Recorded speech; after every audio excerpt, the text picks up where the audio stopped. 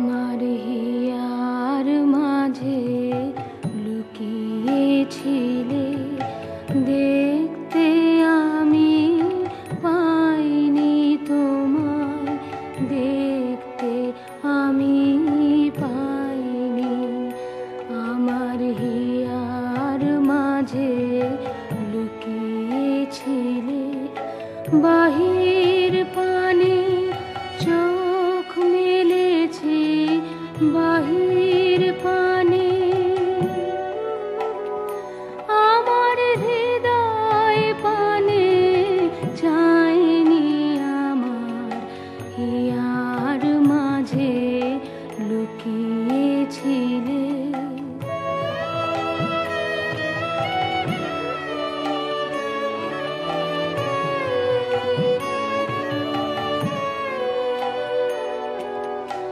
আমার সকল ভালোবাসায় সকল আঘাত, সকল আশায়, আমার সকল ভালোবাসায় সকল আঘাত, সকল আশায় তুমি ছিলে আমার কাছে, তুমি ছিলে। আমি তোমার কাছে যাইনি, আমার হিয়ার মাঝে লুকিয়েছিলে। আপনাকে জানা আমার ঘুরাবে না, আমার ঘুরাবে না। এই জানারি সঙ্গে সঙ্গে তোমায় চেনা, আপনাকে জানা আমার ঘুরাবে না, আমার ঘুরাবে না।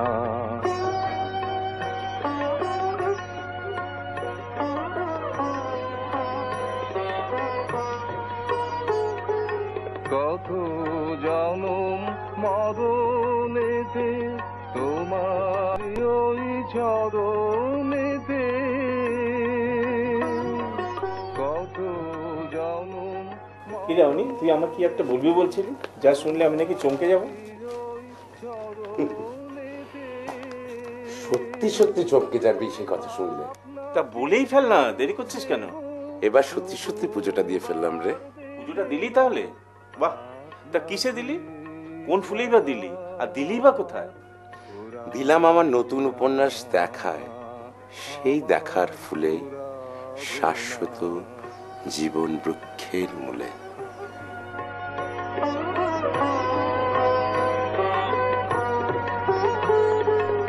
আমার যে নামতে হবে ঘাটে ঘাটে, বারে বারে এই ভুবনের প্রাণের হাটে। আমার যে নামতে হবে ঘাটে ঘাটে, বারে বারে এই ভুবনের প্রাণের হাটে। ব্যবসা মোর তোমার সাথে চলবে বেড়ে দিনে রাতে, ব্যবসা মোর তোমার সাথে চলবে বেড়ে দিনে রাতে। আপনা নিয়ে করবো যতই বেচা কেনা।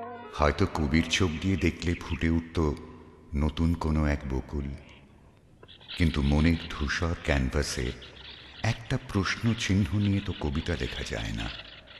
শুধু অতীত, ভবিষ্যৎ আর বর্তমান ভুলে এক মুহূর্তের জন্য হলেও সোনালি রোদের ভেসে বেড়ানো মেঘের দিকে তাকিয়ে নিজের মনেই বলে ফেলা যায় বিউটিফুল।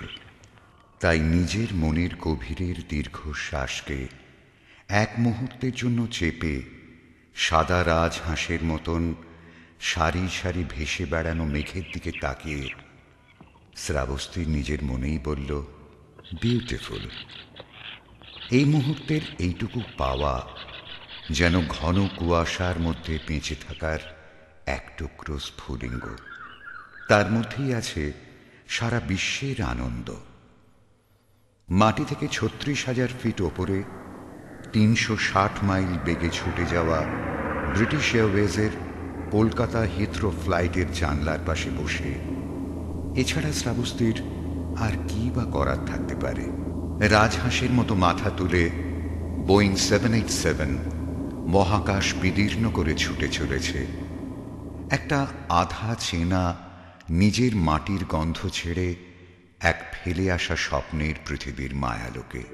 কোনটা মায়া আর কোনটা তার ছায়া? শ্রাবন্তীর মনে হল ছায়া মায়ার আলো আবছায়াতে এই মুহূর্তের সুন্দর সোনালী আলোর আভা, যা নিচে ভেসে থাকা মেঘের সারির বুকে ঢেউ খেলিয়ে যাচ্ছে, সেটাই কায়া। তার নিজের আমির আবছায়ার ওপর জাদুকরের মতো তার ম্যাজিক ওয়ান্ড বুলিয়ে দিয়ে যাচ্ছে। এবার বোধহয় জাগবার সময় হয়েছে।